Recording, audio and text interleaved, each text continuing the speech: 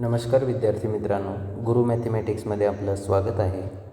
आज आपण pair of straight line या चॅप्टरचं सेकंड एक्झाम्पल सॉल्व करूया. क्वेश्चन आहे, the joint equation of pair of lines having slope 1 and 3 passing through origin. 4 option दिलेले आहेत. Option A आहे 4x² - 3xy - y² = 0. ऑप्शन बी आहे 3x² - 4xy + y² = 0. Option C आहे 3x² - 4xy - y² = 0 आणि option D आहे 3x² = y². क्वेश्चनमध्ये आपल्याला 2 लाईनचे slope given आहेत. तर पहिल्या स्लोपला आपण m1 घेऊया. m1ची व्हॅल्यू 1 येईल आणि दुसऱ्या लाईनच्या स्लोपला m2 घेऊया. m2ची व्हॅल्यू राहणार 3. स्लोप गिवन असताना लाईन इक्वेशन असतं y = mx. तर पहिल्या लाईनला घेऊया आपण y = m1x आणि दुसऱ्या लाईनला घेऊ y = m2x.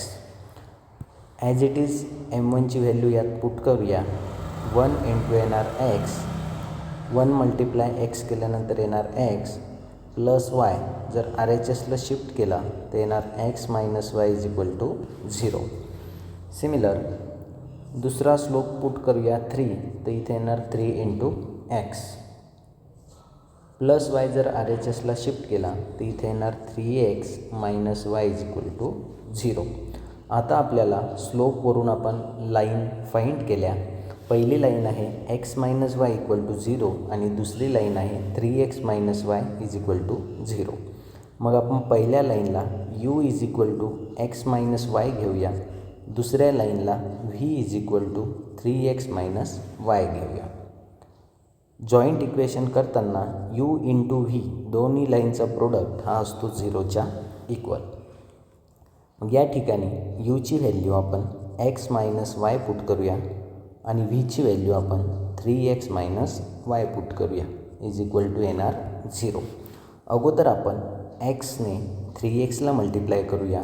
मग इथे येणार 3x². नंतर xने आपण -yला मल्टिप्लाय करूया. मग येणार -xy. -yने 3xला मल्टिप्लाय करूया. येणार -3xy. नंतर -yने -yला मल्टिप्लाय करूया तर मायनस प्लस होणार. y × y² येईल = 0. मग 3x² -xy आणि -3xy याचा आन्सर येणार -4xy प्लस y² = 0.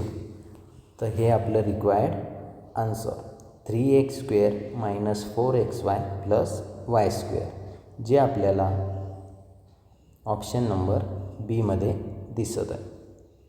थँक्यू.